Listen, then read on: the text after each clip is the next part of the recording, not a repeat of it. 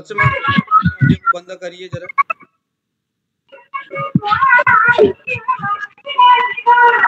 Audio को बंद करिए आप। तो हमने लक्ष्मण जी आप जरा बंद करिए ऑडियो को।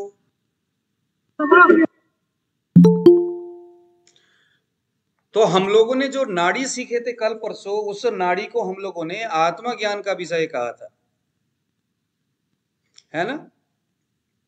उसको हमने क्या कहा था कि ये आत्मज्ञान का विषय है। जो आज हम ज्योतिष सीखने जा रहे हैं आज से, ये आत्मज्ञान का तो विषय है, मगर ये वेद पुरुष भगवान का एक अंग है। वेद पुरुष उनमें आप चाहो तो प्रकृति बोलो, जिनसे दुनिया चलती है। उनके इशारों को समझने के लिए हमारे ग्रंथ ने जिन जिन सिद्धांतों को प्रतिपादन किया है, उनमें से एक है ज्योतिष। वेद पुरुष को जानने के लिए जिन 6 सिद्धांतों की जरूरत पड़ती है और जिनके माध्यम से हम वेद पुरुष को जानते हैं, वह 6 चीज है। आप लोग जरा नोट करिएगा। एक का नाम है शिक्षा, वेद पुरुष। एक का नाम है शिक्षा, दूसरे का नाम है व्याकरण, तीसरे का नाम है निरुक्ति, चौथे का नाम है छंद, पांचवें का नाम है कल्प, छठे का नाम है ज्योतिष। यह 6 जो सिद्धांत है वो वेद पुरुष। गुरुजी फिर से एक बार बताइएगा। हाँ, शिक्षा,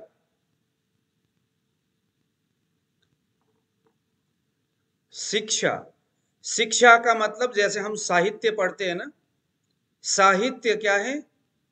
साहित्य जो है वो भगवान को जानने की एक शिक्षा है। वेद को जानने के लिए कहते भाई, आपके मन में आता होगा यार, वेद का मंत्र ओम गिरिन प्लासी भीरुपालान प्लिन्हा बल्मिकान क्लोम भीर्ग्लो भीर्ग्लुमान हीरा, इतना क्लिष्ट शब्द। तो वेद पुरुष ने कहा कि हाँ क्लिष्ट तो है, लेकिन ये क्लिष्ट यानी कठिन इसीलिए बनाना जरूरी था क्योंकि बेमतलब के लोग यहां आकर के इसके अर्थ को जान के अनर्थ न कर दे। तो उस वेद को जानने के लिए वेद को लिखा गया और लिखने के बाद ये 6 सिद्धांत दिया गया कि वेद के भाषा को हम इन 6 सिद्धांतों को समझने के और जानने के बाद ही हम समझ पाएंगे। और वेद जो है वो भगवान का अथवा प्रकृति का एक रूल है, एक नियम है। इस विधि से वेद लिखा गया, वेद व्यास के द्वारा, अथवा स्वयं प्रकट पुरुष है। वेद के मंत्र तो बताया जाता है किसी के द्वारा लिखा नहीं गया है, स्वयं प्रकटित है ये। तो उसके भाषा को, उसके विचार को देखने, जानने और समझने के लिए ये 6 चीज, जिसे हम वेदांग बोलते, 6 वेदांग होते हैं। सबसे पहला है शिक्षा। शिक्षा क्या है? साहित्य। आपने साहित्य पढ़े होंगे ना। वो साहित्य वेद को जानने के लिए एक कड़ी है जिसे हम शिक्षा बोलेंगे, साहित्य शिक्षा। साहित्य संगीत कला विहीन साक्षात नरो वै पशु भी समान।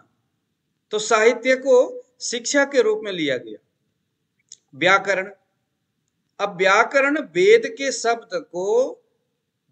शब्द को समास, छंद आदि भागों में विभक्त करके अलग अलग करना, उसको डिवाइड करना, उसको जो है डिवाइड करना, अलग अलग उसको करना, ये व्याकरण का काम है ना। दूसरे नंबर में। तीसरे नंबर में है निरुक्ति। निरुक्ति बोलते हैं। निरुक्ति क्या है कि शब्दों की उत्पत्ति करने वाला होता है। शब्द के उत्पत्ति का कारण जो है वो निरुक्ति है। जैसे निघंटु, जो हमारे आयुर्वेद में जो निघंटु जो लिखा गया है, वो निघंटु एक यास्क नाम के जो एक ऋषि थे, मुनि थे यास्क, उन्हीं यास्क नाम के मुनि ने जब निरुक्ति लिखा तो उसके बाद फिर निघंटु लिखना संभव हुआ। तो जो आयुर्वेद है, वो आयुर्वेद में जो निघंटु तभी संभव हुआ जब वहां पर सबसे पहले यास्क ने निरुक्ति लिखा। तो निरुक्ति क्या है? वेद पुरुष के या उस वेद के शब्द को उत्पत्ति कहां से हुआ, किस विधि से हुआ, उसको जानने के लिए निरुक्ति। तीसरे नंबर में आया छंद। छंद का मतलब जैसे आप देखते होंगे कि हमारे यहाँ पर संगीत में भी होता है ना, ताल। छंद का मतलब क्या है? ताल है। किस ताल में राग गाया गया। अलग अलग ताल का अलग अलग मतलब है।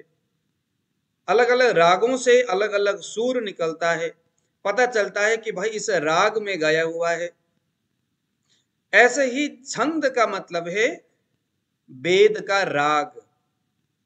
जैसे आपने गायत्री छंद सुने होंगे, गायत्री, त्रिष्टुप छंद, अनुष्टुप छंद, जगती छंद, बृहति छंद, ये सारे छंद होते। तो इस तरह से छंद भी वेद के जो जो जो स्वभाव है, वेद किस भाषा से लिखा गया है, उसको समझने के लिए छंद की जरूरत पड़ती है। वेद को जैसे जो भाषा है ना, ऊपर हमने कहा भाषा, वेद जो है, क्योंकि ज्योतिष जो है वेद पुरुष का आंख है। ज्योतिष देखने का काम ज्योतिष करता है। तो वेद पुरुष यानी वेद का जो मंत्र है, क्योंकि शुरू तो वेद से ही हुआ है, इसीलिए आज का हमारा क्लास का पहला जो टॉपिक है वो हम वेद से ही उठा के चलेंगे।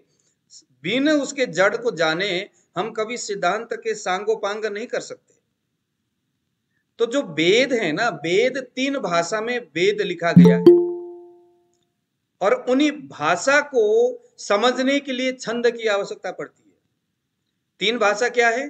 पहले नंबर में है सामान्य भाषा, दूसरे नंबर में है परकीय भाषा, तीसरे नंबर में है समाधि भाषा। वेद के मंत्र को जब आप ध्यान से सुनेंगे, पढ़ेंगे, तो समाधि भाषा कुछ है ना, जैसे कि मैं आपको बताता हूं, द्वा सुवर्णा सयुजा सखाया एकस्तयो खादति पिप्पलन्ना मन्ने निरन्ने पिपलेन भूयात्। समाधि भाषा। ये समाधि भाषा क्या है? जो बड़े बड़े जो साधु संत, जो तपस्वी थे, वो गिरी कंदरा गुफाओं में बैठ करके तपस्या करते थे, आंख बंद करके लंबे समय तक। दुर्वासा के नाम सुने होंगे, वाल्मीकि भगवान के नाम सुने होंगे। तपस्या करते थे। तपस्या करने के बाद जिस परम तत्व को वो देखते थे, और देखने के बाद उन्हें जो आनंद आता था, आनंद आने के बाद जो लिखते थे उस आनंद के बारे में, उसे हम समाधि भाषा बोलते। जैसे द्वा सुवर्णा, गीता गोपी गीत समाधि भाषा है। समाधि भाषा है, इसीलिए हमें उस कथा को सुन करके हंसी आती है। अरे कृष्ण जो है ये कर रहे, वो कर रहे, ये खींच रहे, वो खींच रहे, स्त्रियां हैं, ये इधर दुनिया भर के बातें हम जो सुनते हैं ना, वो क्योंकि वेद में जो गोपी गीत जो है वो क्या है? समाधि भाषा है। किसी संत ने आंख बंद करके प्रकृति के वह एक विलक्षण रूप को गायन के रूप में जो उसने देखा, महसूस किया, उसे ही उन्होंने वेदव्यास जी और सुखदेव जी के माध्यम से उन्होंने समाज के सामने रखा। अब वो उसका आनंद, जैसे एक आदमी है, उसने कभी गुड़ खाया नहीं है, या किसी एक आदमी बृजेंद्र जी ने कभी खीर खाया नहीं है। अब मैं इनके सामने जितना मर्जी खीर के बारे में, वाह क्या मजा विजेंद्र जी, आपके धर्मपत्नी ने खीर जो बना के दी, मजा ही आ गया। अब मैं जितना मर्जी मजा मजा मजा मजा बोलूं, लेकिन वो मजा विजेंद्र जी को नहीं आएगा तब तक जब तक वो खुद उस खीर को नहीं खाएंगे। तो समाधि भाषा का मतलब क्या है कि द्वा सुवर्णा है ना, एक पुरुष और एक दो जो है पक्षी आते हैं, और उसके बाद देखो सुदामा की जो कहानी क्या है, कोई सुदामा नाम का इंसान था या नहीं, मतलब नहीं है, क्योंकि वो श्रीमद् भागवत में ये 3 भाषाओं से मिलाकर के चीजें लिखी गई है। सुदामा चरित्र पूरा क्या है? समाधि भाषा है। किसी महापुरुष ने समाधि में रह करके जिस दृश्य को देखा और महसूस किया उसने वो दृश्य को गाया। समाधि भाषा। दो पक्षी आए और आकर के एक जंगल के एक पेड़ के ऊपर बैठते हैं, एक को भूख लगता है, एक को नहीं लगता।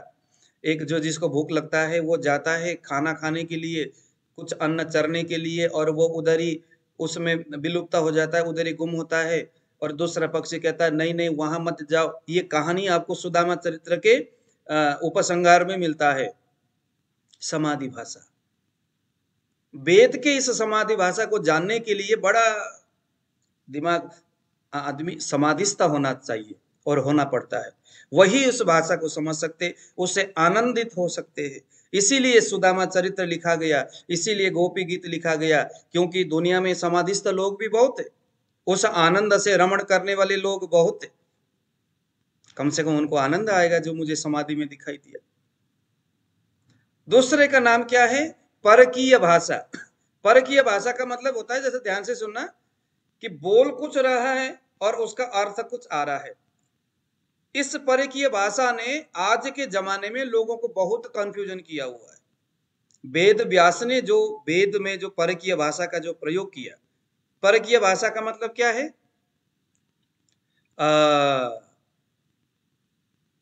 चत्वारि श्रृंगा एक मंत्र है वेद में, वो परकीय भाषा। देखो जरा वेद कितना भयानक तरीका से वेद को लिखा गया है, समझ से पार है। ये आपको तभी समझ में आएगा जब ये सभी चीजें आप पढ़ोगे, नहीं तो वेद समझ में। देखो चत्वारि श्रृंगास्त्रयो अस्य पादा द्वे शीर्षे सप्तहस्तास्यो अस्या त्रिधा बद्धो वृषभो रोरवीति महो देवो मर्त्यान्नाविवेशः। इसका अर्थ होता है, अर्थ समझ लो बस।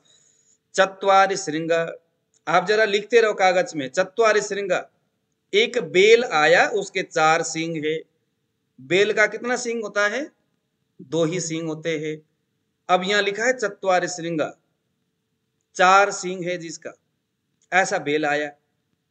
त्रयो अस्य पादा, 3 पैर है जिसका।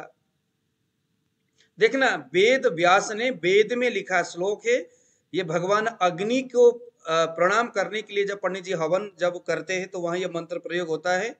चत्वारि श्रृंग, 4 सींग है, त्रयो अस्य पादा, 3 उसके पैर है, एक बेल। अब बेल के पैर तो 4 होते हैं, लेकिन भैया यहाँ पर 3 पैर कैसे बोल रहे?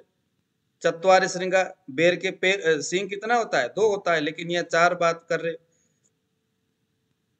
चत्वारि श्रृंग त्रयोस्य पादा, सिर उसका 2 है, लेकिन बैर का सिर तो जो है वो एक ही होता है, 2 सिर कहां से आ गया?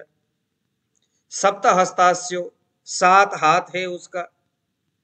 त्रिधा बद्धो, 3 जगह से रस्सी से बंधा हुआ है वो, लेकिन बैल के तो एक ही जगह से बंधता है, बंधा हुआ रहता है। त्रिधा बद्धो वृषभो, वृषभ यानी वो बैल। मर्त्यान यानी इंसान के झुंड में आविवेशा, आ रहा है वो। तो ऐसा विचित्र बैल, इसका अर्थ कैसे लगाया जाए? अब जिसने व्याकरण पढ़ा है, जिसने निरुक्त पढ़ा है और जिसने छंद और कल्प पढ़ा है वो तो इसके अर्थ लगाएगा। जिसने ये नहीं पढ़ा है उसके सामने विडंबना रहेगा। उसके सामने क्या रहेगा? चत्वारि श्रृंगा, वो यज्ञ पुरुष रूपी बैल अथवा यज्ञ पुरुष भगवान रूपी बैल। बैल को पुरुष बताया गया है और गाय को धरती माता बताया है। तो धर्म रूपी बैल, जो धर्म है ना, धर्म अवतार में भगवान जो आए उसके संदर्भ में बताया जा रहा है। धर्म रूपी बैल के चत्वारि श्रृंगा, 4 सिंह मतलब क्या क्या है? धर्म अर्थ काम मोक्ष। धर्म अर्थ काम मोक्ष रूपी 4 सिंह को लेकर के धर्म रूपी वह बैल आया है ना। दिवा, रात्रि और सुषुप्त, ये 3 अवस्था, 3 अवस्था। तो उसके चत्वारि श्रृंग त्रयो, उसके 3 पाद का मतलब है 3 अवस्था है ये। तो इस तरह से एक चीज लिखा गया है और बताया कुछ और दूसरी चीज जा रहा है। तो इन्हें हम क्या बोलेंगे? परकीय भाषा। और तीसरे नंबर में सामान्य भाषा का मतलब है कि वो सामान्य जो जैसा बताया जा रहा है, शब्द में आ रहा है, वैसे वैसे जिसका अर्थ जो होता है वो सामान्य भाषा के रूप में। तो यह जो चीज है, हम छंद के माध्यम से भी हम इसको जान सकते हैं। गायत्री जैसे रागों के सुर से पता चलता है, वैसे ही इन तीन भाषा से हमें छंद छंद हमें उस भाषा के बारे में बताता है कि यह गायत्री छंद से है तो उसका ये रीजन होगा, त्रिष्टुप छंद से है तो उसका ये मतलब होगा, जगती छंद से है तो उसका ये मतलब होगा। समझ में आया? उन तीन भाषा को जानने के लिए छंद। कल्प का मतलब क्या है? कल्प का मतलब है जैसे हम जो कर्मकांड पूजा पाठ जो हम करते हैं वो सभी कल्प में आते हैं, कल्प विषय में आते हैं। गुरु जी, हाँ जी, गुरु जी अभी जो बताया आपने चत्वारि श्रृंग त्रयोस्पादा, इस बात मतलब मैं लिख नहीं पाया। अच्छा वो मैं वो फिर वो लंबा कहानी हो जाएगा उसका ना, लंबा हो जाएगा। चत्वारि श्रृंगा, चार सिंह, धर्म अर्थ काम मोक्ष रूपी चार सिंह। त्रयो दिवा स्वप्न और सुषुप्त, ये तीन अवस्था होते हैं। त्रयो अस्य पादा, यह तीन अवस्था रूपी पैर है जिस धर्म का। द्वे सिर से, दिवा और रात्रि रूपी दो सिर है, अथवा धर्म और अधर्म रूपी दो सिर है। भगवान के ही है ना, वो तो धर्म भी भगवान का ही है, अधर्म भी उन्हीं का है। द्वे सिर से। सप्त हस्तास्यो, सप्त हस्तास्यो, अब इसका मुझे याद नहीं आ रहा है अभी। सात जो होता है, ये जो है ना सात छंद, गायत्री त्रिष्टुप जगती बृहति करके सात जो छंद होते हैं, कितने होते? वो क्या है? सात हाथ बताया है। त्रिदाबद्धो, सत्व रज और तम रूपी, सत्व रज और तम रूपी तीन भावों से भगवान अथवा वेद पुरुष बद्धो बधा हुआ है। वृषभो, वृषभ जो है, वृषभ यानी सांड, सांड को यहां धर्म का रूप माना है। वृषभो मर्त्यान यानी उस यज्ञ करने वाले पंडित जी यजमान जी के सामने आविवेश यानी अग्नि के सामने आ रहे हैं। अग्नि पुरुष जो धर्म का स्वरूप है, उनको यहाँ पर आवाहन किया जा रहा है। अब आपके सामने अगर कोई पंडित जी चत्वारि श्रृंगा इस मंत्र का मंत्र बोलने लगे तो तुरंत बोलना, पंडित जी अर्थ बताइए। अब आप इसके अर्थ के ज्ञानी हो गए, सभी पंडित जी इसके अर्थ नहीं जानते। ठीक है, आप एक ग्रंथ आता है मुंडकोपनिषद बोलते हैं उसको, नोट करिए। मुंडकोपनिषद, मुंडकोपनिषद इस हिसाब से लिखा गया है कि वहां ये सभी जो 6 प्रकार के जो वेदांग अभी हमने शिक्षा, व्याकरण, निरुक्ति, छंद, छंद, कल्प और ज्योतिष के रूप में जो हमने जो जाना था, वो सभी मुंडकोपनिषद में आप पीडीएफ डाउनलोड करके देख लेना कि वो किस तरह से लिखा होगा। और लिखने वाला देखो कितना विद्वान। तो कल्प का मतलब है वैदिक कर्म कांड करने की विधि।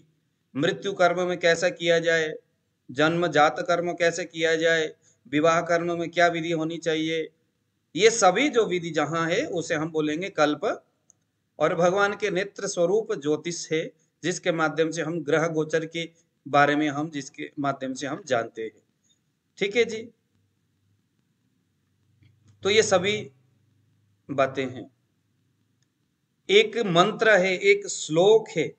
जब भी कभी आप, क्योंकि ये परम पुरुषोत्तम भगवान का नेत्र है ये, यानी कल तक आप जो नाड़ी सीख रहे थे, नाड़ी में हमने आपको क्या बताया था कि ये आत्मज्ञान का विषय है।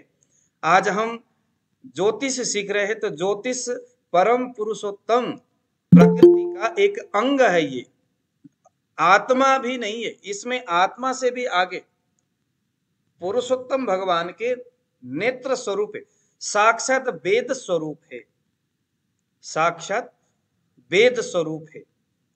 जब कोई भी आप वेद स्वरूप किसी चीज का, चाहे वो प्रकृति की पूजा करते हो, नेचुरोपैथी वाले जो करते हैं, करते वक्त एक श्लोक बोल के फिर करना होता है। इसे आप गुरु मंत्र के रूप में चाहो तो नोट कर लो, लिखिए जरा, गणानाथ सरस्वती, गणानाथ सरस्वती। ज्योतिष पढ़ने से पहले, कुंडली खोलने से पहले इस मंत्र को मन मन में गुनगुनाना। जहां पर सभी ग्रह भी आ जाते हैं, वो भी आते। गणानाथ सरस्वती रवि शुक्र बृहस्पति। इस श्लोक से हम आज का यह जो क्लास है वो शुरू करेंगे। गणनाथ सरस्वती रवि शुक्र बृहस्पति पंचैतान संस्मरे नित्यम वेद वाणी प्रवर्तये। पंचैतान लिखिए, पंचैतान पंचैतान संस्मरेत नित्यम, पंचैतान संस्मरेत नित्यम वेद वाणी। अब आप हिंदू हो तो भी बोलिए, मुस्लिम हो तो भी बोलिए, क्योंकि वेद जो है वो किसी धर्म विशेष से नहीं है। वेद साइंस है।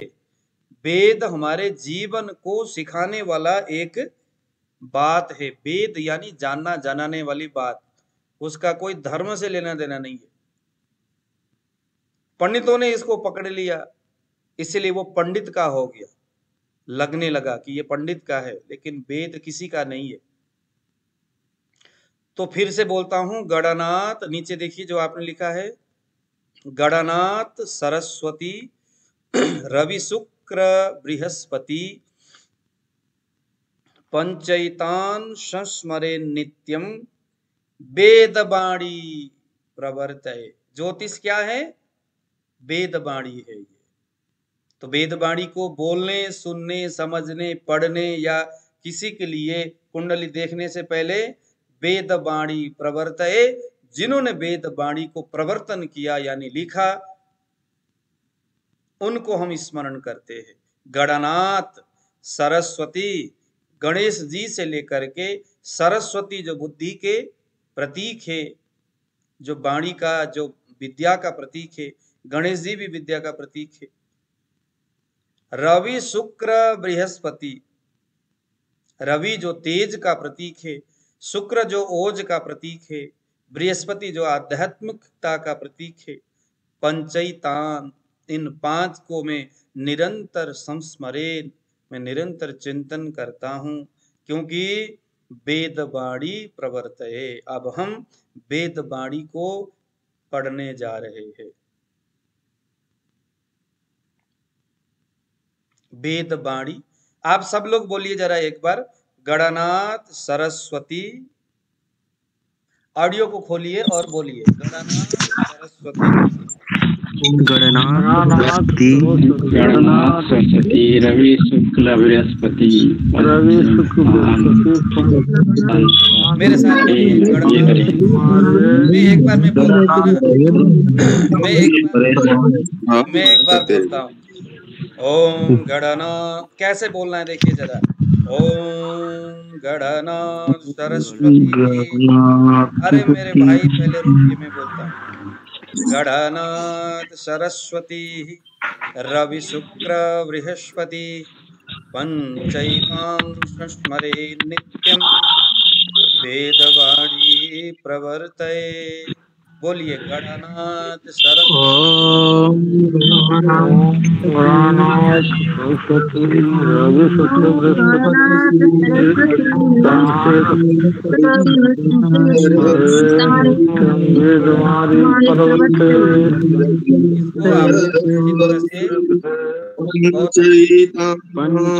मैं एक बार दोबारा बोल करके फिर मैं अपने प्रसंग को आगे बढ़ाता हूँ। मैं एक बार दोबारा बोल करके आगे बढ़ाऊंगा।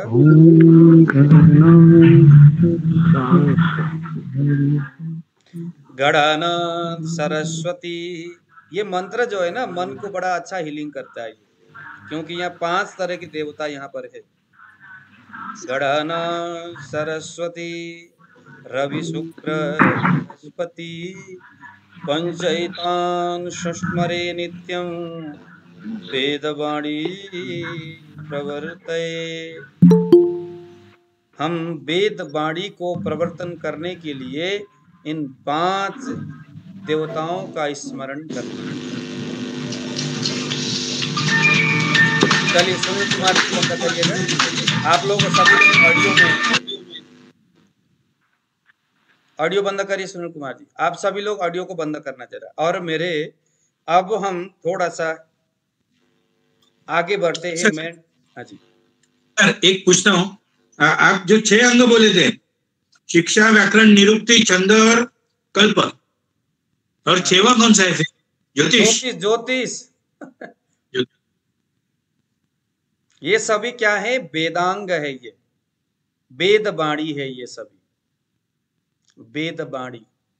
वेद जो बोल रहा है उस शब्द को समझाने वाला, पहले वेद शब्द जो निकला किसी के पल्लू नहीं पड़ा, फिर उसके बाद वेद व्यास जी और उनके सारे शिष्यों ने मिलके इन वेद वाणियों को उन्होंने स्थापित किया ताकि चलो कुछ समझ में आए। चलिए अब हम जरा आगे बढ़ेंगे। सबसे पहले जो हम ये सीख रहे अभी मेडिकल एस्ट्रोलॉजी, इसको हम बोलते हैं नक्षत्र विज्ञान। नक्षत्र विज्ञान जो नक्षत्र के आधार पर प्रतिपादित है। आप महाभारत अगर आप पढ़ोगे तो महाभारत में ऐसे बहुत प्रसंग आता है। श्रीमद् भागवत पढ़ेंगे, जितने भी जो पुराने ग्रंथ है उनको आप पढ़ोगे, पुराणों में भी कहीं राशि का जिक्र ज्यादा नहीं है। इसका मतलब है कि महाभारत काल से पहले राशि का कोई ज्यादा महत्व नहीं था। उस समय सिर्फ नक्षत्र का ही महत्व था। धृतराष्ट्र के सामने विदुर जी आए और कहने लगे कि ज्येष्ठा नक्षत्र को राहु और शनि पीड़ित करता है, महाराज संधि को कर लो, बेटे को समझाओ। यह नक्षत्र में दो विकृत और पापी ग्रह जो पीड़ित करते हैं, यह संदेश देता है कि अब कुछ अनहोनी होना है। जब राम जी जंगल में जाने वाले थे, या जब भरत जी को जब जो है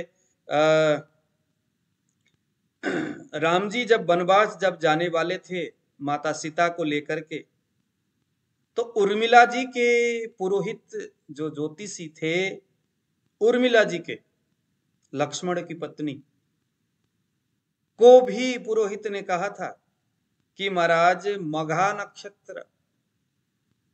मघा नक्षत्र में नीच होकर के सूर्य और चंद्रमा उसके जस्ट अष्टम स्थान में बैठा हुआ है। बृहस्पति जो धर्म का प्रतीक है, वह भी पीड़ित है दूषित ग्रहों से। महाराज किसी भी तरह से हे माता उर्मिला प्रयास करे कि राम के साथ सीता जंगल में न जाए। अगर जाएंगी तो बहुत बड़ा अनर्थ हो जाएगा। लेकिन होनी को तो कोई टाल नहीं सकता, भगवान भी नहीं टाल सके। आजकल ज्योतिषी पंडित जी बोलते हैं कि हम ग्रह शांति करेंगे और आपका होनी टल जाएगा। तब नहीं टला तो आज कहां से टलेगा। एक मार्केट है, लंबा चलते जा रहा है। प्रसंग है कि सिर्फ नक्षत्र ही ज्योतिष का मुख्य बिंदु है, और उसी के आधार पर अगर हम चीजें समझेंगे और सीखने का प्रयास करेंगे तो निश्चित हम ज्योतिष को आसान विधि से हम समझ लेंगे।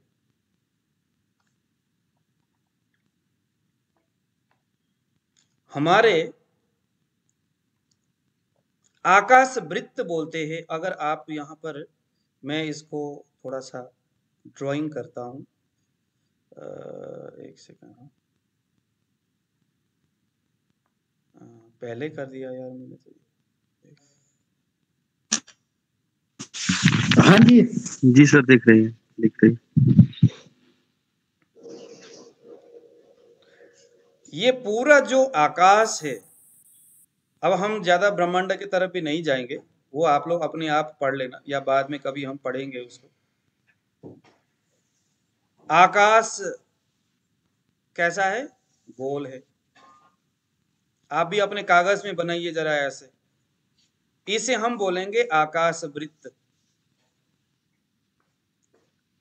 ज्योतिष के कुछ जो मैथमेटिकल वाली जो पॉइंट्स है उसको हम थोड़ा सा लेकर के आगे बढ़ेंगे ताकि आपका इंटरेस्ट थोड़ा भंग ना हो। अगर हम सूर्य सिद्धांत पढ़ाने जाएंगे तो आपको नींद आ जाएगी, इसलिए हम चाहते थोड़ा सा ना मिर्च मसाले टाइप को बना करके अब मैं पेश करता रहूं, थोड़ा थोड़ा आपको पता चलता जाएगा, थोड़ा थोड़ा याद होता जाएगा, इंटरेस्ट बढ़ता जाएगा थोड़ा थोड़ा आपके सामने में। जैसे एक माता जो होती है ना, अपने बच्चे को कड़वा घोल कुछ घुटकी पिलाने के लिए कुछ गुड़ डाल देती है मुंह में। तो सूर्य सिद्धांत बहुत कड़वा है, समझ में नहीं आता, नींद आ जाती है, हमें भी नींद आई थी। लेकिन उससे पहले मैं आपको कुछ थोड़े थोड़े गुण में आपको खिलाना चाहूंगा। ये वृत्त है, ये है ना, हमारा जो आकाश क्या है, एकदम गोल है। कैसा है? एकदम गोल है। जो ये परिवृत्त जो बोलेंगे, जिसको हम आकाश जो परिवृत्त के रूप में है, यही है ना कि बीच में बंदे आ जाते। आकाश जो परिवृत्त के रूप में है वो कितना है, कितने मान का है? वो 360 डिग्री का है। ये लिखिए जरा पूरा जो आकाश है 360 डिग्री का है, यानी 360 अंश का है, 360 अंश का है। अब इसको भी आप नोट करिए जरा, अंश, कला, विकला, अब यही सारी चीजें ज्योतिष में आएंगे बार बार। तो इस सिद्धांत को लिखिए और इसको एकदम नोट करिए और एकदम याद करिए, कल हम आपसे पूछेंगे। तो ये 360 यह इसका डिग्री है, 360 डिग्री का पूरा आकाश है। आपके सिर के ऊपर जो आकाश है ना, कितने डिग्री में है? ये वृत्तकार है। और ये 360 डिग्री में यहां से शुरू अगर होगा तो यहां से घूम करके यहां तक 360 डिग्री हो जाएगा। तो लिखिए जरा, 60 घटी बरोबर 1 अहोरात्र। ये नोट करना है आप लोगों ने, ज्योतिष का बहुत मुख्य ये पॉइंट है। 60 घटी, साइन इंडिया आप लिखिए, 60 घटी बराबर 1 अहोरात्र। अहोरात्र का मतलब होता है पूरा दिन और रात। 60 घटी 24 घंटा, अहोरात्र का मतलब 60 घटी बराबर 24 घंटा लिख लो। 2.5 घटी बराबर 1 घंटा। 1 घंटा कितने घटी का होगा? कहते हैं ना घड़ी पला, तो 2.5 घड़ी बराबर 1 घंटा, 24 मिनट।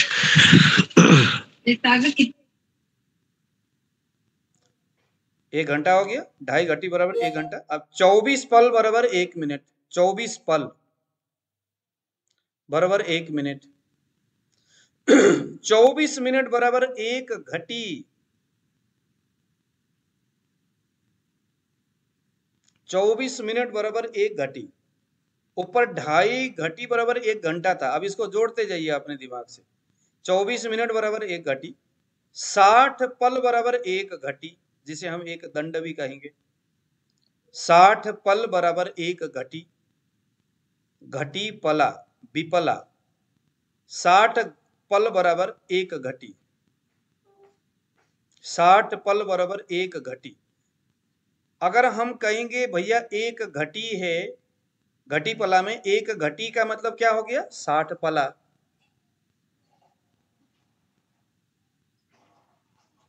ठीक है, 60 विपला बराबर 1 पल। ऊपर जो 60 पल बराबर 1 घटी था,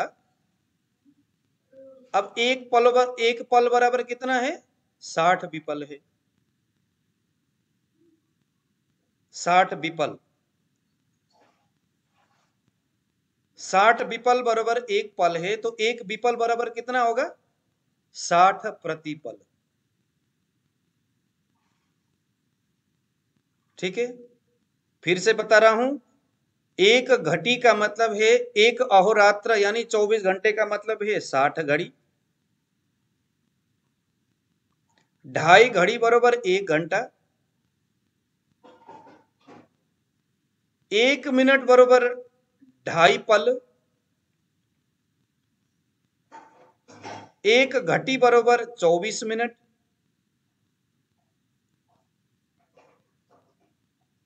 60 पल बराबर 1 घटी।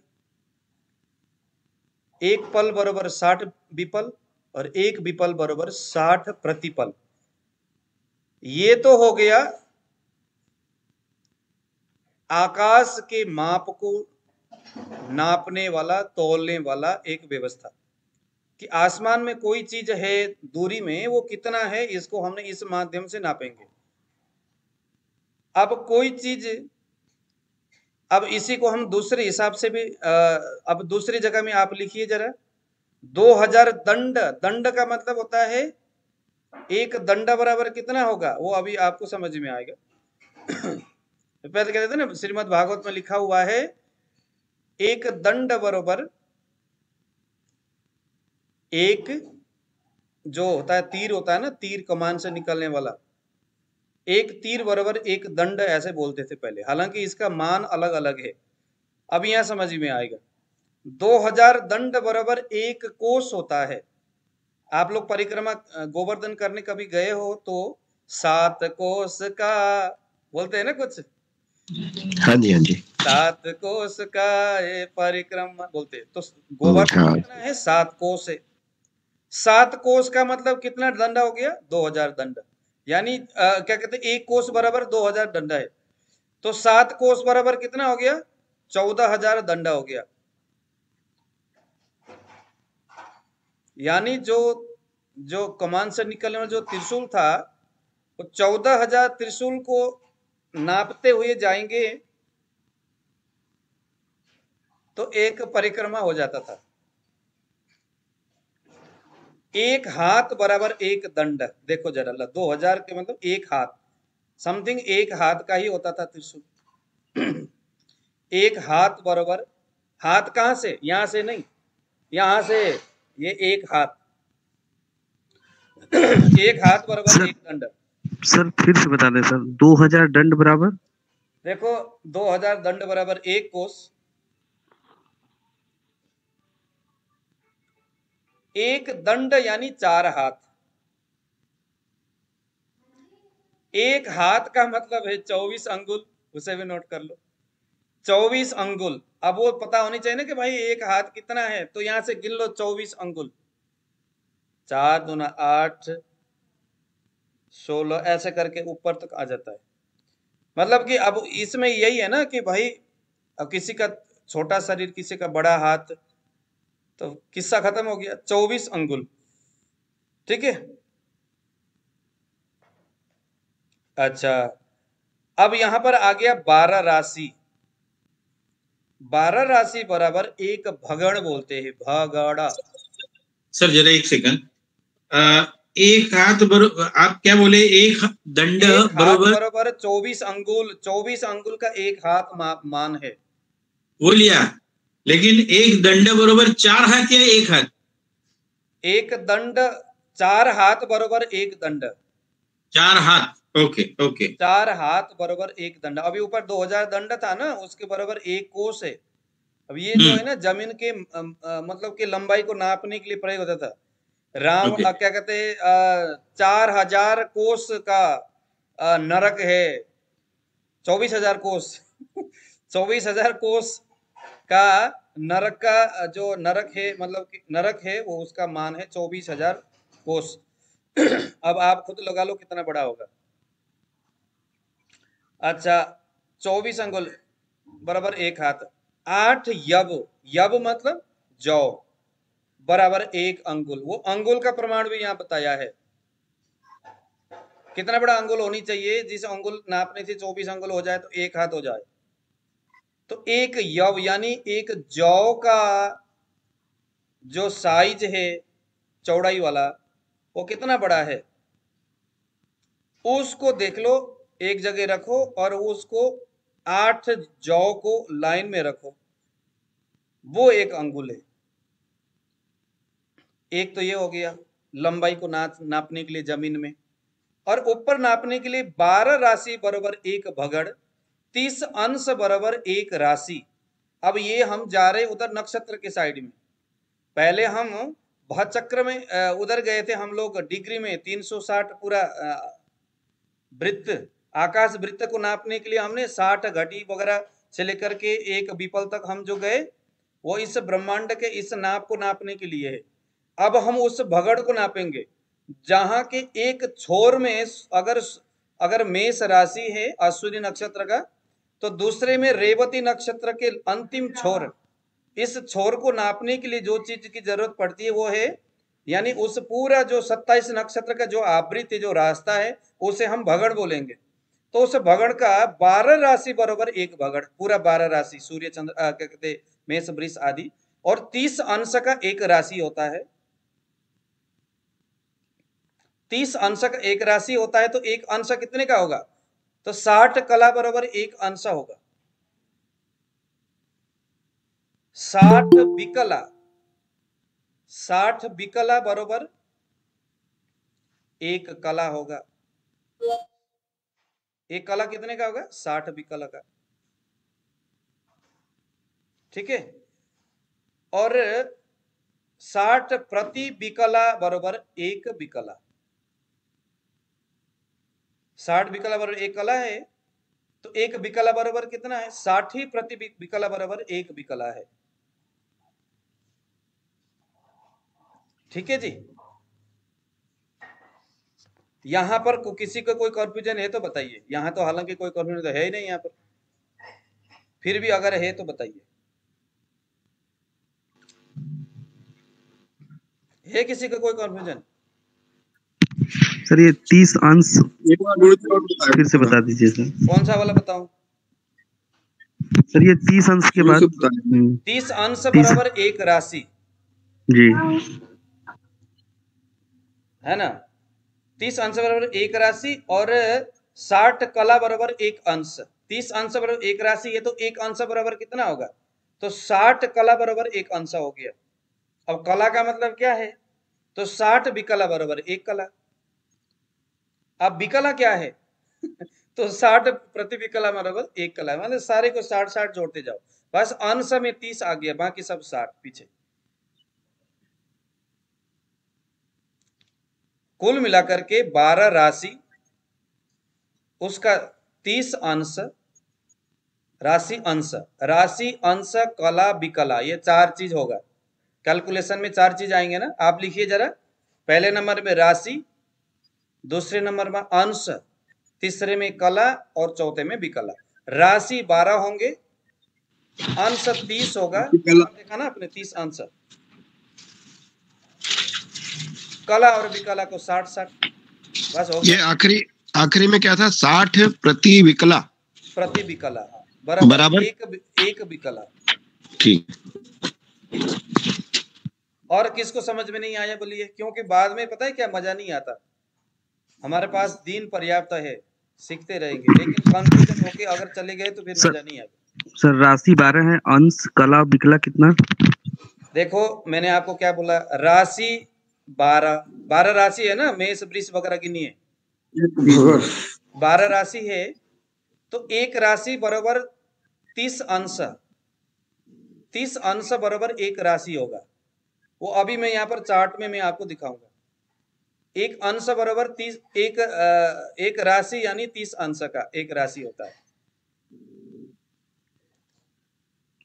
अंश का मतलब क्या है? 60 अंश का 60 कला, राशि अंश कला विकला है ना, तो विकला के नीचे 60 और कला के नीचे 60 करिए। 60 विकला, 60 कला, अंश 30 और राशि 12, हो गया बस। अब देखिए यहां पर मान लो यह एक वृत्त है, ये आकाश का वृत्त, मेरे से कभी ये बनता नहीं है, चक्कर क्या है टेढ़ा ही बन जाता है। अच्छा ये कितना हमने बोला था पहले? कितना बोला था जी? 360 डिग्री को हम इसको आकाश वृत्त बोलेंगे। वृत्त यानी गोला। वृत्त का मतलब क्या है?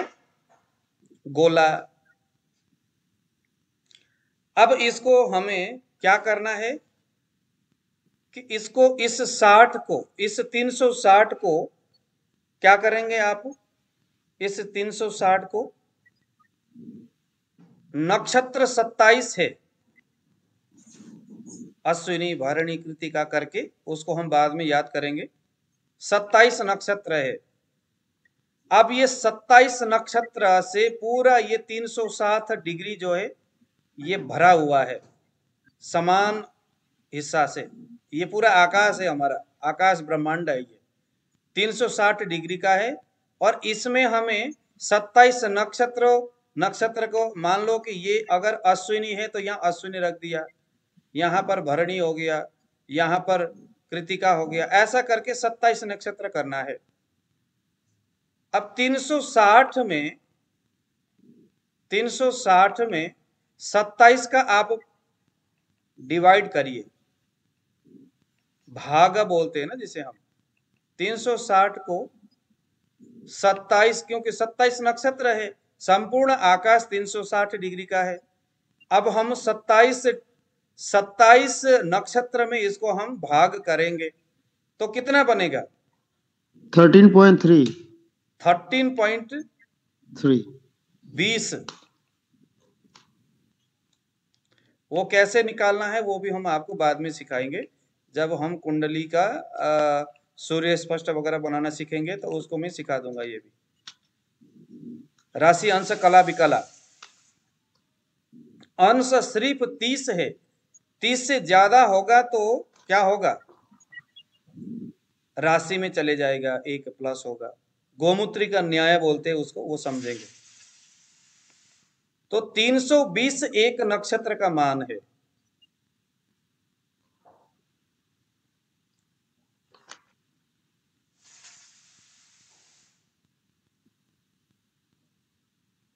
हाँ, 320 एक राशि का मान है, एक राशि का, माफ करिएगा।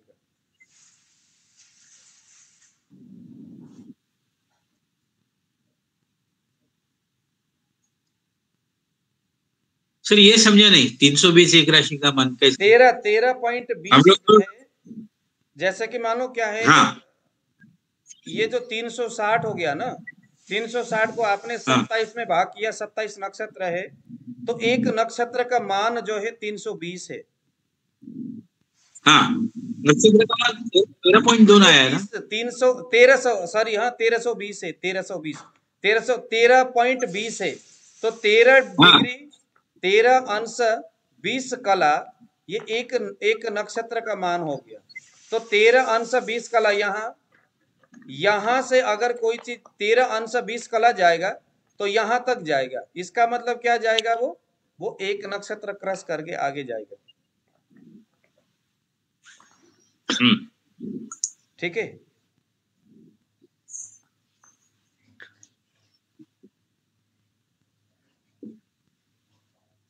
अब जरा आपको 13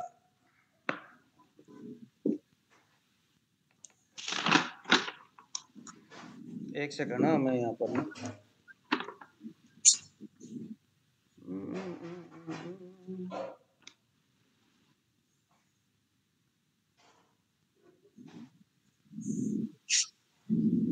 तेरह पॉइंट 20 को 12 में आप जरा इसको डिवाइड करिए जरा। 13.20 को 12 में डिवाइड करिए। 13.33 आया है ना, 3 आया है, 13.33। नहीं 13.20 होता है, 13-20 होता है जी।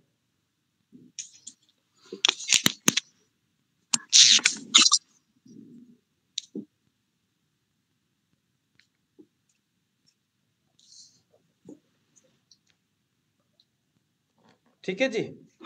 1.1। हाँ जी।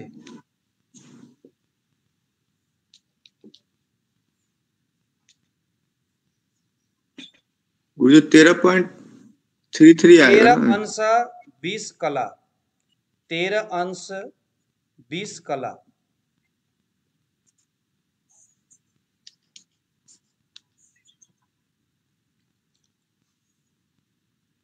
लिख दिया। अब ये प्रत्येक नक्षत्र में इसी हिसाब से आप लिखिए। 13 अंश 20 कला, 13 अंश 20 कला करते हुए जाएंगे तो 27वें नंबर में क्या होगा? 360 हो जाएगा। ठीक है। 13 अंश 20 कला, हाँ जी, एक नक्षत्र का मान हुआ ना गुरुजी? हाँ जी, हाँ जी। और राशि का हो गया? हाँ जी, राशि क्या गुरुजी? राशि जो है 30 अंश का एक राशि हो गया ना, वो हमने नहीं कहा अभी। हाँ हाँ 30 अंश का 30 अंश का एक राशि हो गया, 13.20 अंश का एक नक्षत्र हो गया, और प्रत्येक नक्षत्र के 4 चरण होंगे। तो एक चरण का जो मान है वो 2 अंश 1/4 कला होगा। प्रत्येक अंश के कितने होंगे? 4। प्रत्येक नक्षत्र के 4। 2 अंश 1/4। एक मिनट, प्रत्येक नक्षत्र के 4 क्या होंगे? चरण।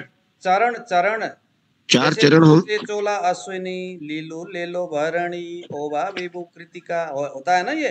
हाँ होता है नामकरण में। तो 4 होंगे। यानी अश्विनी नक्षत्र का प्रथम चरण क्या है? चू।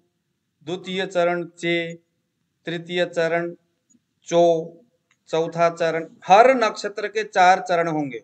वो चरण भी इसीलिए है, मान लो कि 360 ये पूरा भगण है, और यहां से मान लो कि ये 360 का एकदम हमारा इस ध्रुव का, इस परिवृत्त का एकदम सेंटर है ये। यहां से यहां तक लगा लो कि मेष अपना क्या नाम है, अश्विनी नक्षत्र का यहां से यहां तक के दूरी है। यहां तक अगर कोई नक्षत्र, कोई राशि, कोई ग्रह जाएगा तो क्या होगा? यहाँ पर अश्विनी नक्षत्र के अंदर जा रहा है, हम ऐसे समझेंगे। अब इतने दूर को, इतने डिस्टेंस को भी तो थोड़ा सा हमें कवर करना पड़ेगा ना, कितना दूर जा रहा है। इसके लिए इस बीच में हमने, जैसे घड़ी में होता है ना बीच में, इसको हमने 4 भाग कर दिया। इस बीच के भी हमने 4 भाग कर दिया। 1 2 3 4, एक नक्षत्र के 4 भाग हो गया। यानी अब हम कहेंगे बृहस्पति अश्विनी नक्षत्र के तीसरे चरण में है। इसका मतलब है अगर बृहस्पति यहां पर है और पूरा आकाश वृत्त है 360 का, तो बृहस्पति कहां पहुंचा? इस आकाश वृत्त के इस जगह में पहुंचा, तीसरे चरण में, मतलब यहां पर पहुंचा। समझ में आया? तो अब ये प्रत्येक ये चार भाग हमने किया ना इसके एक नक्षत्र के, तो उसके 360 डिग्री के आधार पर एक चरण का जो मान है वो 2 अंश 1/4 कला होगा इसका मान। 2 अंश 1/4।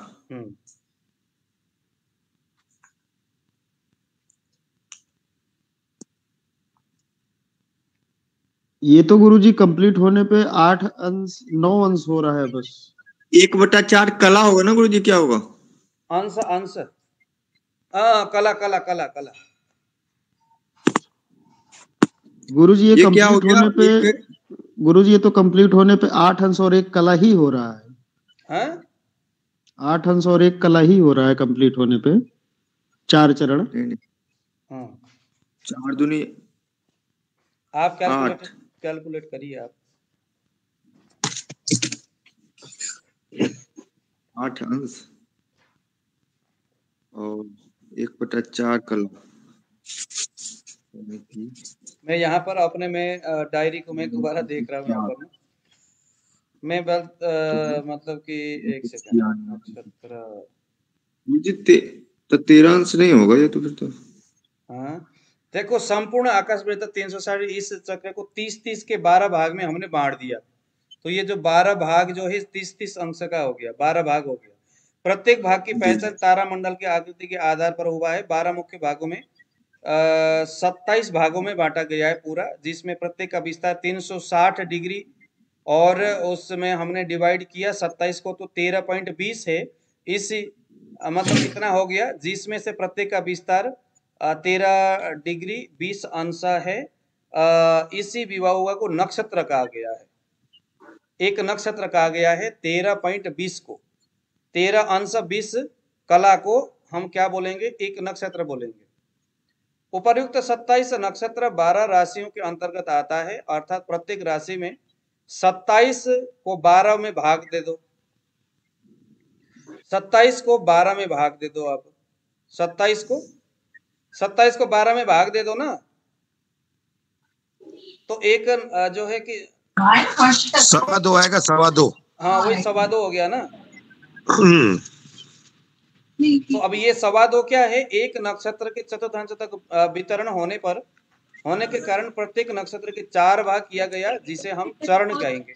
तो प्रत्येक जो नक्षत्र है उसको 3.20 डिग्री हो गया, 3.20 डिग्री, 3 अंश 20 प्रति कला हो गया।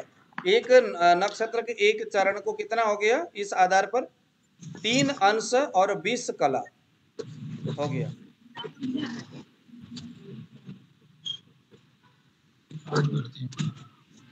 हाँ ये ठीक है गुरुजी, 3 अंश और 20 कला ठीक है।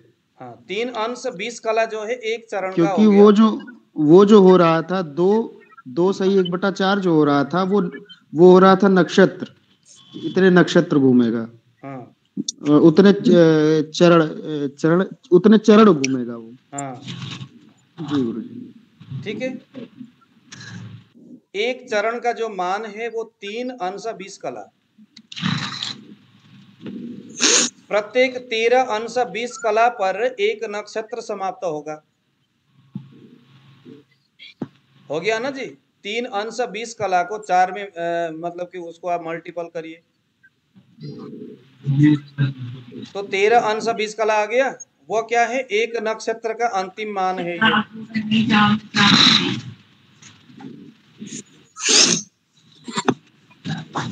हो गया।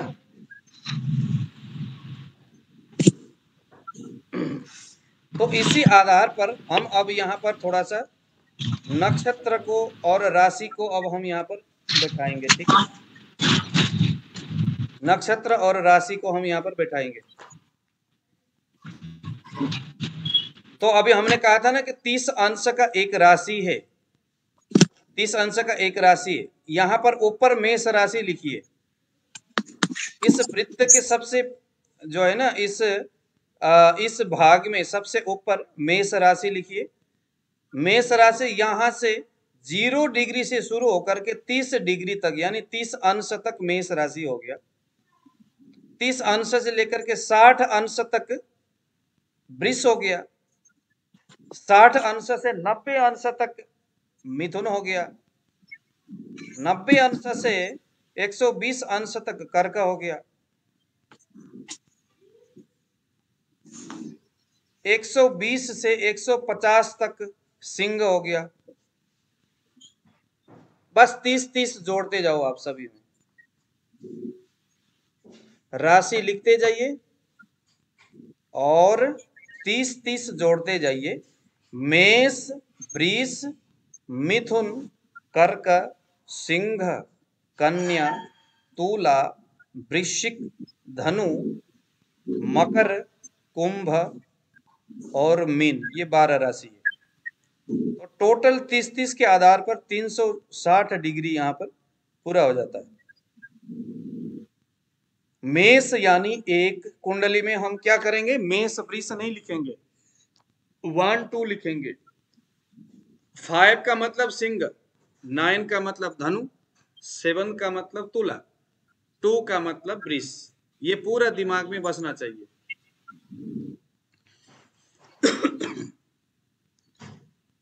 मेष, वृष, मिथुन, कर्क, सिंह, कन्या, तुला, वृश्चिक, धनु, मकर, कुंभ, मीन।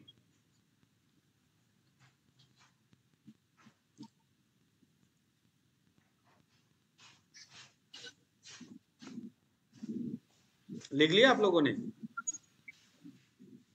मैंने तो लिखने की जरूरत नहीं है, चाहे एक बार फिर से बताइए गुरुजी।